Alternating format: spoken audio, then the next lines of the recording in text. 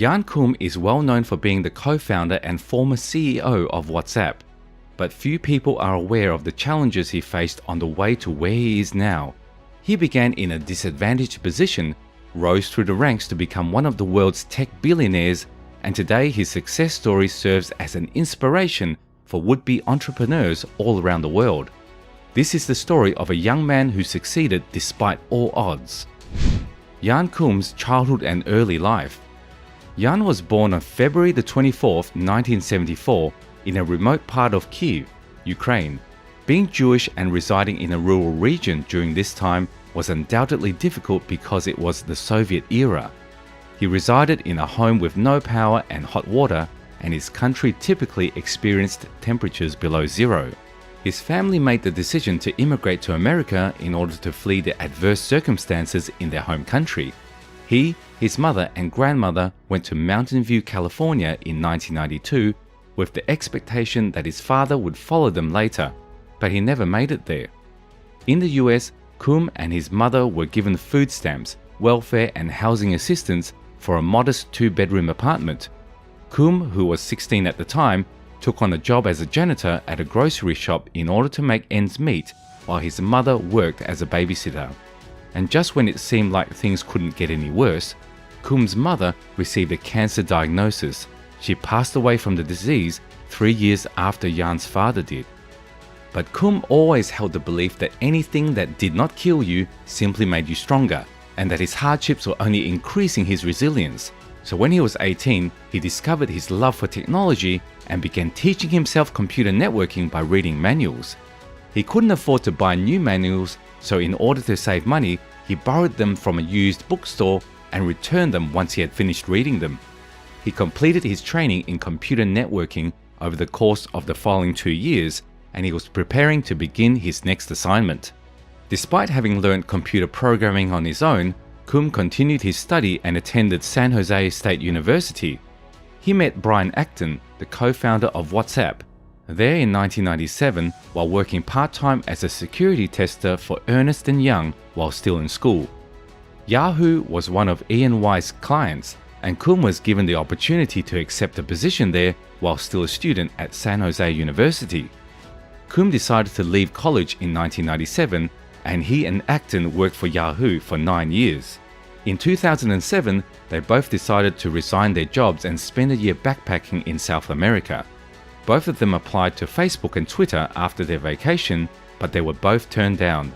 They had no idea that a few years later, they would have an app that would rival these industry titans. Developing WhatsApp. As innovative technologies like Skype started to appear in 2009, Jan Koum started to develop an idea for how to enhance the user experience.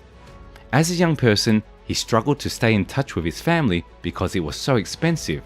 In order to help others in a similar situation, he developed a user-friendly cross-platform messaging app that increased the affordability of phone calls and texts for family and friends. On Koum's birthday, February the 24th, he met his future WhatsApp co-founder Acton for Ultimate Frisbee, one of their favorite pastimes. It was at this meeting that he first pitched the concept for the messaging service. The company was formally established as WhatsApp Inc. on the same day. As he experimented with the initial versions, he had only 3 rules. His service would categorically not carry advertising, an experience that was satisfyingly absent from his Soviet upbringing. It would not store messages and thereby endanger the privacy of individual citizens, and it would maintain a relentless focus on delivering a dependable, friction-free user experience. Adapting for success. When the app was first released in May 2009, it failed miserably and kept crashing, but when Koum introduced WhatsApp 2.0, which included a messaging feature, he saw a dramatic increase in active users to 250,000. He went to Acton and offered him the position as a co-founder, and Acton accepted after persuading his Yahoo pals to contribute $250,000. Even while WhatsApp's growth seemed encouraging, operating it cost money. But the company's founders agreed to sacrifice pay during the initial years. They also contributed funds from their life savings to their firm, and in the end, their tenacity, commitment, and hard work paid off, and it paid off spectacularly. By 2011, the funds began to flow. Venture capitalists were interested in the app, but Kum and Acton were wary of working with just one. However, then they got to know Jim Gertz from Sequoia Capital, who they felt best served their interests and who agreed to the advertising terms they set. Sequoia provided them with $8 million in 2011 and then $50 million in 2013.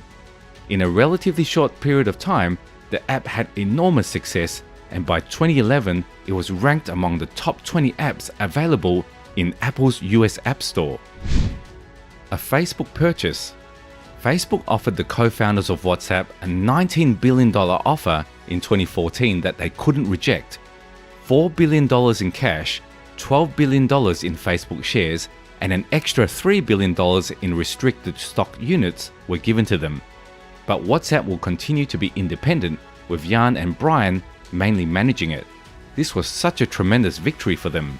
Although Kum and Acton continued to work with Facebook for a while, they finally parted ways over concerns about advertising and user privacy protection, which were the two guiding principles of the company. Jan Kum now. Jan is now one of the most successful business people in the world despite having been raised on food stamps. As of 2022, his net worth is estimated to be $9.8 billion by Forbes. Jan now has the means to live a luxury lifestyle that he couldn't previously afford because of his remarkable financial worth. He currently has property worth about $450 million in the US alone. Kum currently owns 7 acres of property with more than 100 feet of ocean frontage in Malibu alone, totaling $187 million in value.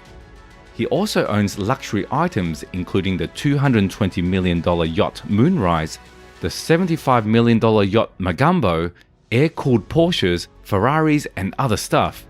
There was even a point where he had an amazing collection of Porsches. So amazing, he was able to part with 10 of the vehicles simply because he hadn't had the opportunity to use them. Jan Kum's perseverance and hard work paid off as he went from being a poor fugitive in the US to developing the most popular mobile messaging app in the world. Did Jan Kum's story inspire you? Share your thoughts in the comment section. Don't forget to subscribe, like, and share. Bye!